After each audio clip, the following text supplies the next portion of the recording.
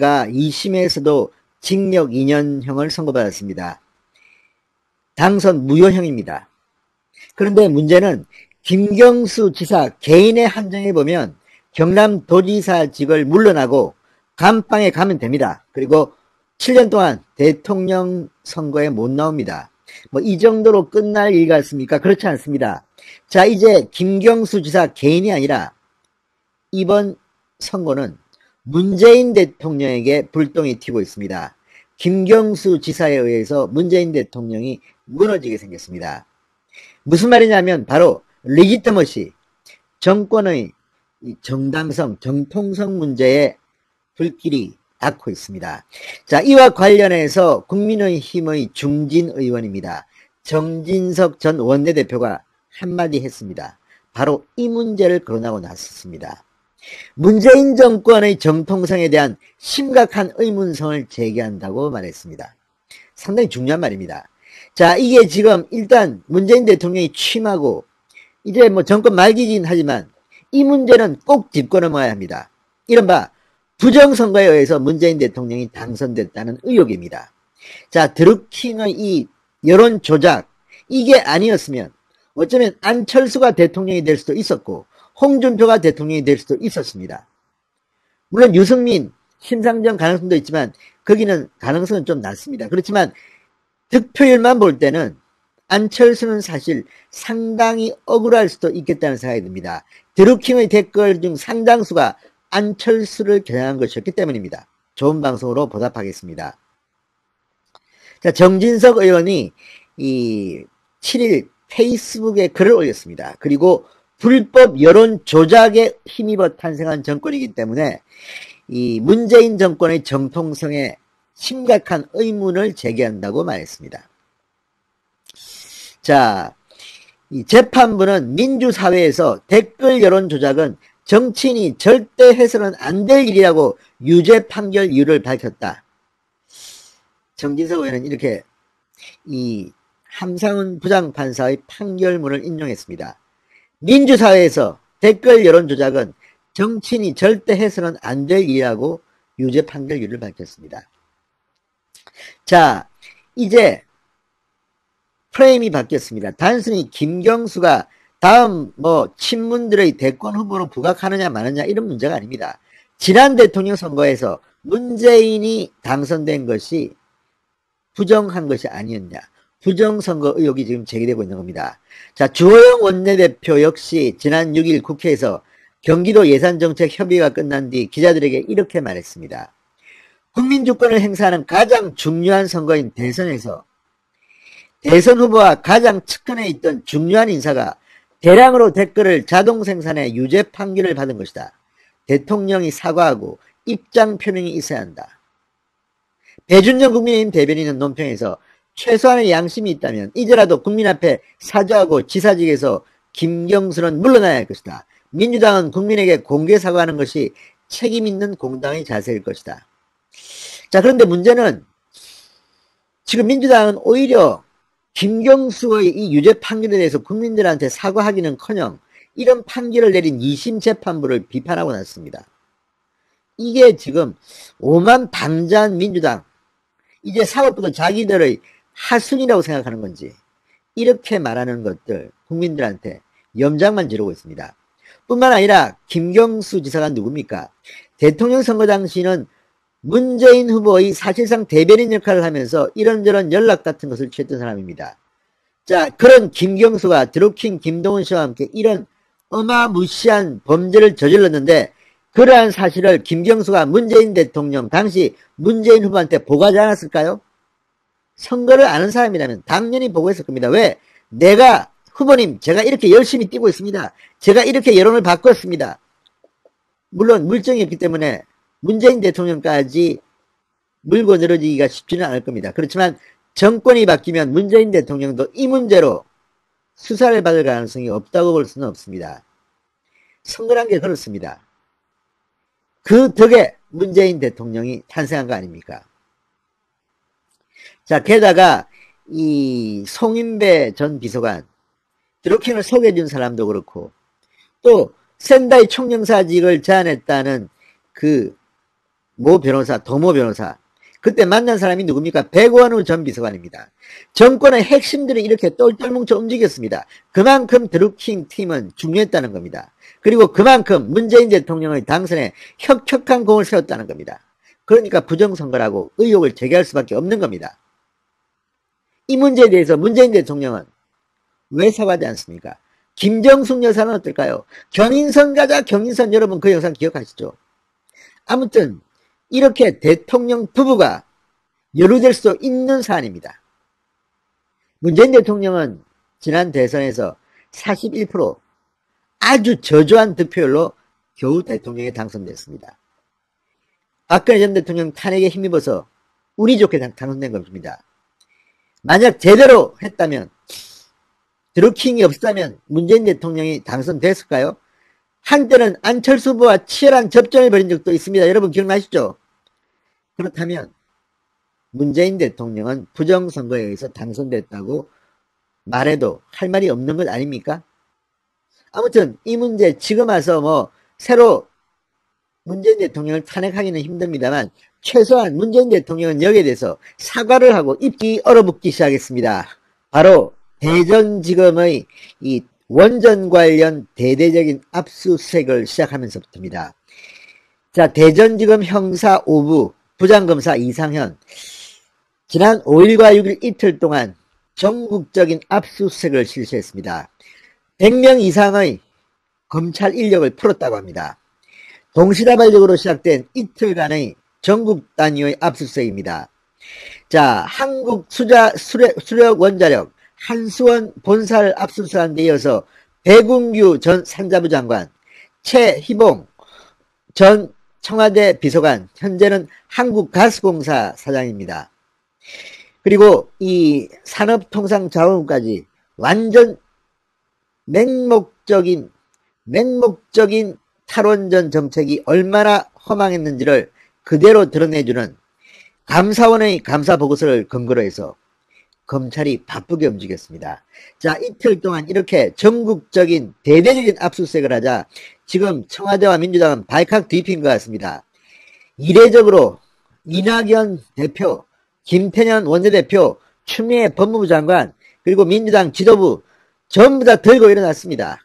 윤석열의 폭주를 멈춰라, 어떻다, 야당의 사주를 받은 수사다, 이렇게 난리가 났습니다.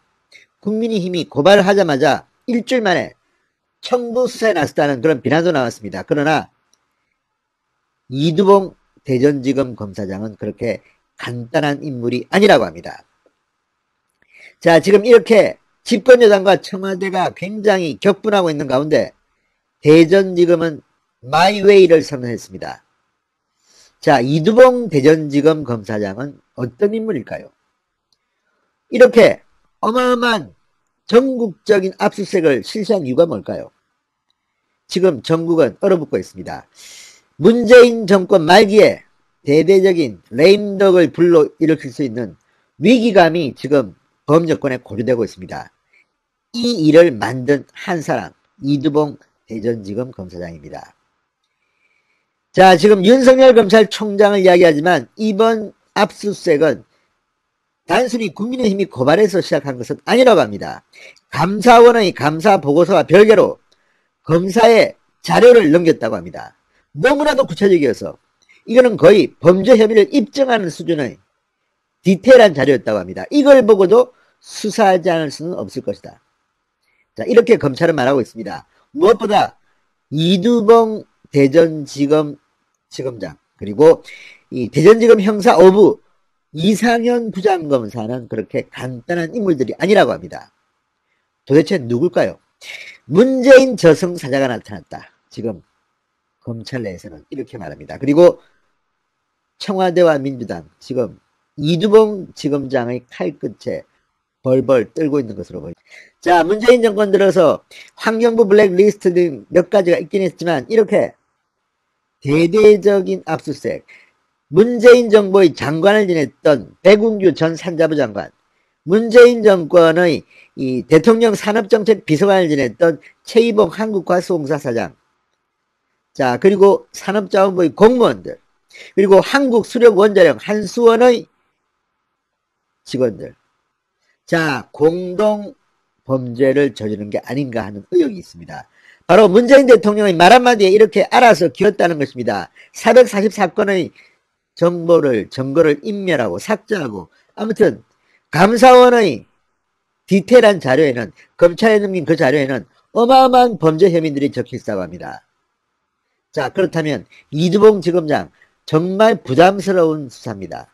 이거 아마 틀림없이 살아있는 권력 수사했다고 다음 인사 때 이두봉은 추미애 장관에 의해서 또 유배당하거나 좌천당할 겁니다. 그렇지만 칼을 뺐습니다. 왜 그랬을까요? 자, 이두봉 검사장이 이 정도 압수수색을 할 정도면 증거가 확실하다는 것이다. 대전지검이 이틀 동안 이 월성 1호기 관련해서 산업통상자원부 그리고 한국수력원자력 등 정부기관을 전방위 압수수색하자 검사들은 이렇게 말했다고 조선일보가 보도했습니다. 이두봉 검사장이 이 정도 압수수색할 정도면 증거가 확실하다는 것이다. 그러니까 국민의힘이야 그냥 드러난 것 가지고 고발한 것이고 이것은 큰 의미가 없습니다. 정말 중요한 것은 감사원이 검찰에 넘긴 자료였다고 합니다. 정밀 분석 자료였다고 합니다. 이걸 보면 수사할 수밖에 없는 디테일한 내용들이 있다는 겁니다. 자, 이 수사를 총괄 지휘하는 이두봉 대전지검장, 올해 56세입니다. 검찰 내 대표적인 특수수사통으로 불립니다. 그렇지만 과한 수사는 하지 않는 인물이라는 평이 있다고 합니다. 그래서 이두봉 지검장이 이 정도로 대대적으로 100명 이상을 풀어서 전국적인 압수수색을 할 정도면 증거가 확실하다는 겁니다. 이번 수사를 통해서 청와대, 산자부, 한수원, 아무튼 정권 차원의 엄청난 결과가 드러날 가능성이 높습니다. 탈원전이라는 미명하에 얼마나 많은 불법 비리가 저질러졌는지를 지금 대전지검이 칼을 뽑은 겁니다. 자, 이 지검장과 함께 근방 경력이 있는 한 법조계 관계자는 원칙주의적인 성격 때문에 절대 무리하게 수사를 벌이지 않는 깔끔한 스타일이라고 말합니다. 자, 이두봉 지검장은 강릉고등학교, 서울대 법대를 나왔습니다. 사법시험 35회, 사법연수원 25기입니다. 자, 2018년 윤석열 검찰총장이 서울중앙지검장으로 재직할 때 1차장 검사, 4차장 검사로 같이 호흡을 맞춘 적이 있습니다. 윤 총장이 검찰총장이 된 뒤에는 대검찰청 과학수사부장으로 역시 대검 핵심 참모로 일했습니다. 자, 그러나 지난 1월 추미애 장관이 취임하면서 대학살 인사에서 이른바 유배됐습니다. 대전지검장으로 좌천됐습니다. 자, 그런데 드디어 기회가 온 겁니다. 탈원전 관련 수사 기회가 온 겁니다. 그립을 잡았습니다. 이두봉이. 문재인 저승사자입니다. 자, 이 지검장은 대한제국 평리원 검사였던 이준 열사의 후손이라고 합니다. 2011년 이환우 제주지검 검사와 함께 시베리아 횡단 열차를 타고 이준 열사의 헤이그 특사 발자취를 따르는 프로젝트에 참가하게 됐습니다. 우연인지 모르지만 이환우 검사 기억하시죠? 최근 추미애 장관을 검찰 내부망에 비판했다가 추 장관으로부터 보복 인사를 예고받은 그런 주인공입니다. 이 이환우 검사 때문에 지금 커밍아웃 400명에 가까운 검사들이 댓글로 추미애에게 사이버 연판장을 돌리고 있다는 그 원인 제공자가 이환우 검사입니다. 자, 어쨌든 이처럼 이두봉 지검장은 이렇습니다. 한편 실무 책임자인 이상현 대전지검 형사 5부장도 주목받습니다.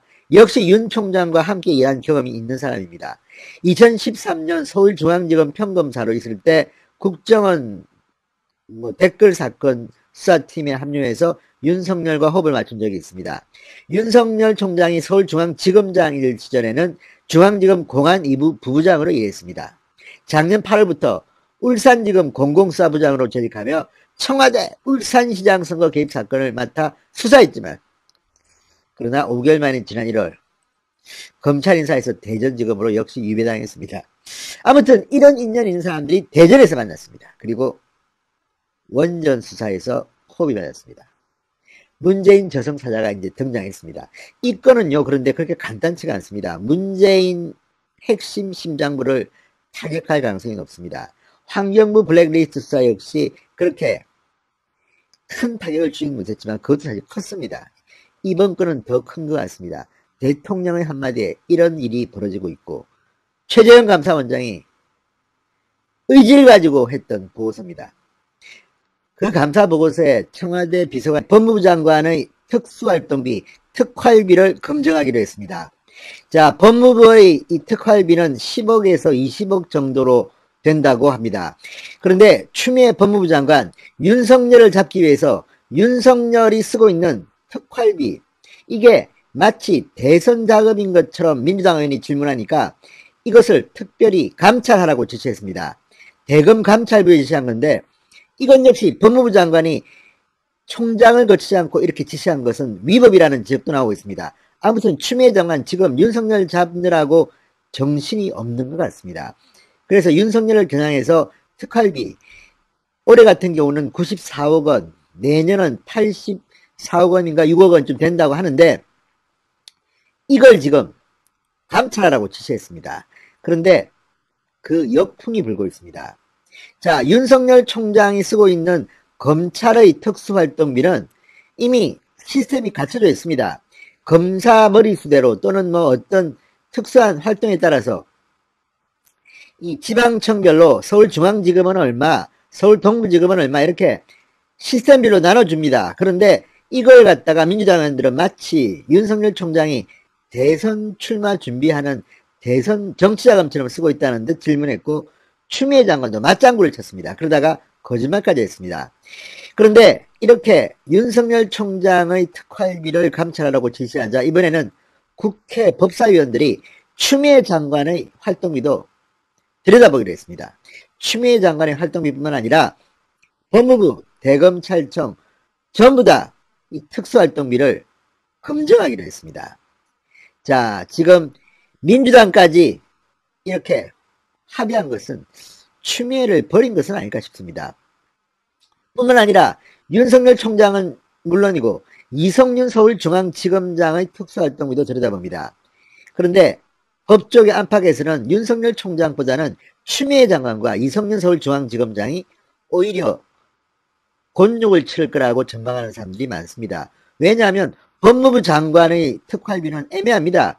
이게 무슨 검찰처럼 간첩 잡고 무슨 범인 잡고 이런 것도 아니지 않습니까? 아니, 수사하는 데도 아닌데 왜 특활비가 그렇게 많이 필요하죠?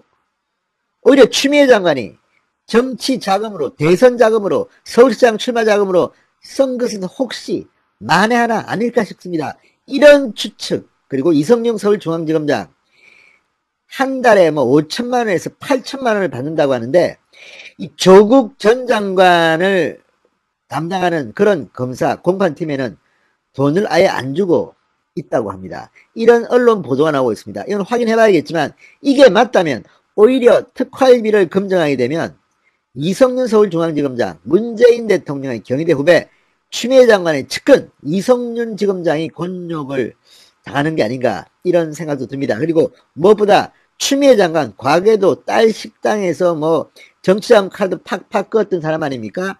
자기는 파주에 있으면서 자기 정치자금 카드는 논산훈련소 자기 아들 고기 사 먹이는데 쓴 거 아닙니까? 이런 전력이 있는 추미애의 특활비 액수도 10억 20억 정도라고 합니다. 자, 추미애 장관이 민주당에게 버림받은 것 아닌가 싶습니다. 민주당도 오케이 했습니다. 자, 법사위원들 여야 할 것 없이 9일날 법무부 대검찰청 등의 특활비를 문서를 통해 검증을 하겠다고 합니다. 감사원으로 간. 자, 국회 법사위 복수의 관계자들에 따르면 여야 의원들, 법사위 의원들은 9일 오후 2시 서울 서초구 대검찰청, 오후 5시 서울 종로구 감사원을 차례로 찾아서 대검과 법무부, 감사원의 특활비 집행 내역을 현장 검증하기로 했습니다. 법사위 관계자는 법무부 특활비 내역은 자료를 갖고와 대검찰청에서 검증하기로 했다고 말했습니다. 검증 대상은 지난 2018년부터 올해 10월까지 이들 기관의 특활비와 관련한 집행 기준, 배정 문서, 지출 내역은 물론이고 법무부로 재배정된 소속기관, 교도소, 보호소, 출입국 관리 사무소 등의 특활비도 포함됐습니다. 자, 법사위원들은 법무부 차관, 대검 차장, 감사원 사무차장으로부터 보고를 받고 문서를 열람한 뒤 질의 답변을 하기로 했습니다. 아, 재밌겠습니다, 아주. 야, 추미애 장관 이거 왜 썼죠?